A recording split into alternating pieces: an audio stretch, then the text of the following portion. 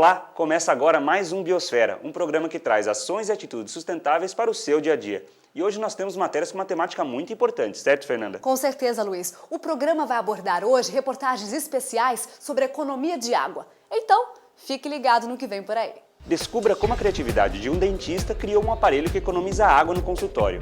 Veja o que está sendo feito nas bacias dos rios Piracicaba, Capivari e Jundiaí a favor do uso consciente dos recursos hídricos. Você sabia que os restos de alimentos podem ter um destino diferente que a lixeira de sua cozinha? Então fica uma mistura homogênea de serragem e lixo orgânico picado. E conheçam o espaço em São Paulo dedicado à exibição de filmes socioambientais. E o melhor, com entrada grátis.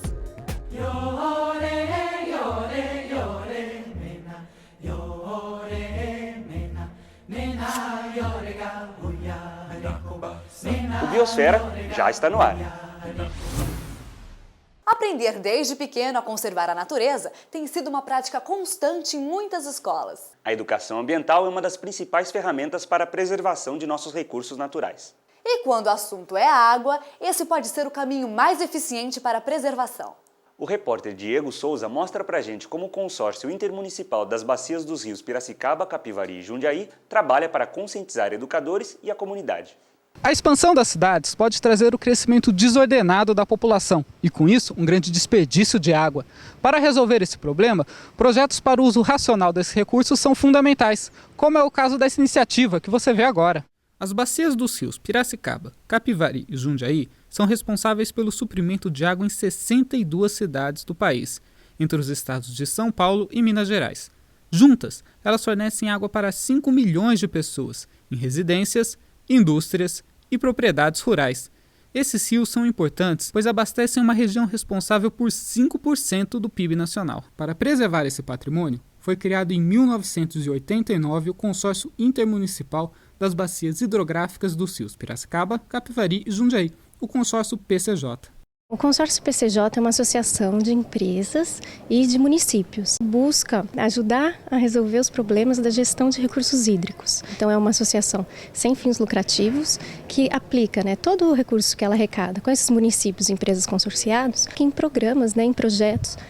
A finalidade do consórcio é desenvolver, em parceria com as entidades públicas e privadas, projetos práticos para a recuperação e preservação dos rios. A gente procura atingir todos os municípios das bacias. Então, desde aqui da região de Campinas, de Extrema, de Jundiaí, Americana, toda essa região que engloba as bacias do Piracicaba, Capivari e Jundiaí. Um dos focos do consórcio PCJ é a educação ambiental, como o projeto Eu Uso e Não Abuso, que ensina a educadores formas de propagar ideias para o consumo racional da água. Um dos grandes problemas que a gente tem quando fala de questão ambiental, o primeiro deles é que não existe informação para o público. Então, nesse sentido, a iniciativa do PCJ é sempre bem-vinda, porque ela contribui para difundir um aspecto que geralmente é colocado de lado, é marginalizado. As prefeituras e empresas que cooperam com o consórcio enviam os participantes, que recebem informações e atuam para multiplicar os conhecimentos nas escolas e comunidades. É muito importante que os professores tenham esse conhecimento,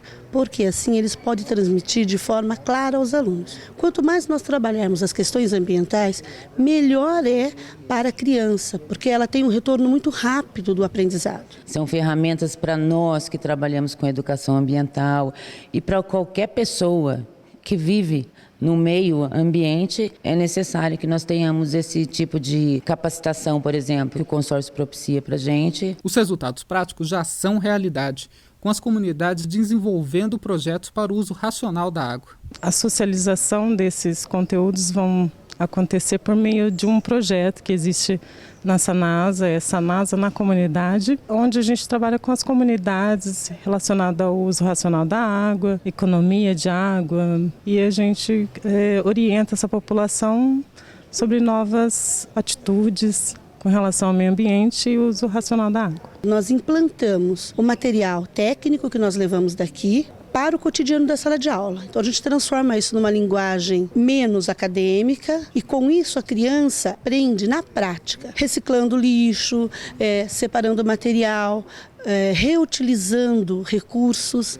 10% da água potável é gasta nas residências, 20% nas indústrias e 70% na agropecuária. E todas essas atividades podem fazer o reuso da água. A água não tem como ser retirada do convívio humano, no ponto de vista do próprio organismo, e a água é essencial para tudo. Além da educação ambiental, o consórcio PCJ desenvolve ações de proteção de mananciais, combate às perdas de água e gestão das bacias hidrográficas. Iniciativas como essas, com a colaboração dos governos, setor produtivo e da população, são soluções práticas para garantir o abastecimento de água e o desenvolvimento das cidades. E agora vamos falar de um assunto que pode ajudar muita dona de casa, né, Luiz? É verdade, Fernanda. Sabe aquela folha que você descartou para fazer uma salada ou a casca de banana que você vai jogar fora? Pois saiba que ela pode ter um destino muito mais interessante que a lixeira. E com certeza esse destino vai ajudar o meio ambiente, já que essas sobras, que compõem quase 60% do lixo domiciliar do paulistano, podem virar um adubo de excelente qualidade. E a gente ensina você a fazer isso, mostrando como montar uma pequena composteira dentro de sua casa. A reportagem é de Fabiano Facchini. Estamos com o Renato Goshima, do Canto da Horta, e ele vai explicar para a gente como montar uma composteira. Renato, como a gente faz para ter uma composteira em casa? Bom, o primeiro passo para você ter uma composteira é você conseguir os materiais adequados. Esses materiais são simples. É o lixo orgânico, a serragem, a palha de grama seca e um recipiente adequado para você fazer esse processo. O intuito é você conseguir fazer esse processo em pequenos espaços, como um apartamento ou uma casa que não tem um espaço, um quintal com terra. Bom, o primeiro ingrediente então é o lixo orgânico.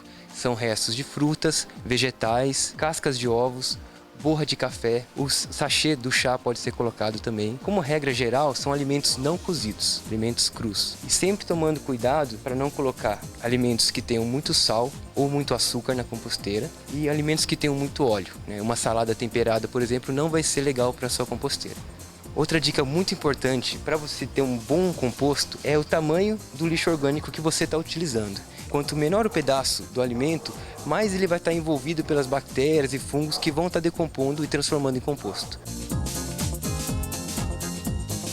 O próximo passo então é misturar a serragem junto a esse alimento. A serragem ela vai arejar o ambiente da composteira, vai absorver toda essa umidade que solta o lixo orgânico em decomposição e vai contribuir para ter esse ambiente onde as bactérias e fungos benéficos que vão fazer a compostagem possam se proliferar de forma adequada.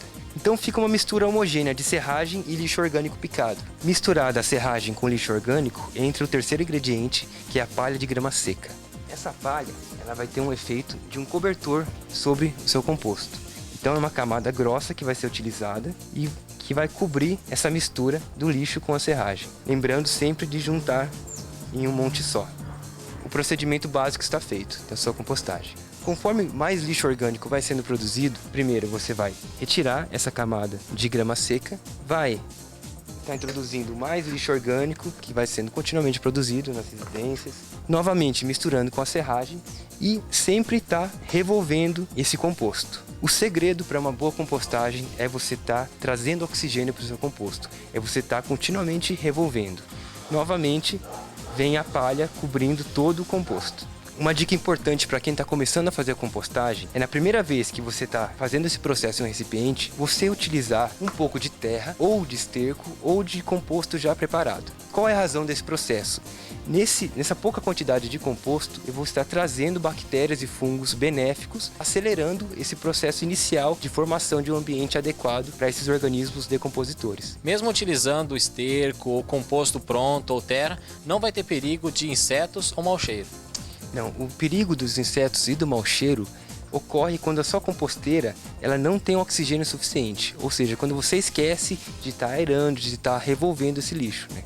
Então o composto, o esterco não vai trazer o mau cheiro, o que vai trazer mau cheiro é justamente esse ambiente asfixiado, com pouco oxigênio, né? Depois de 1 mês e meio a 2 meses, você vai ter um composto pronto para ser utilizado na agricultura, para você preparar uma boa terra. Como é um composto pronto? Ele vai ter uma coloração escura, ele é leve e não tem mau cheiro. Aqui tem um ingrediente especial. Depois de 1 mês e meio, eu coloquei nesse recipiente minhocas que vão estar fazendo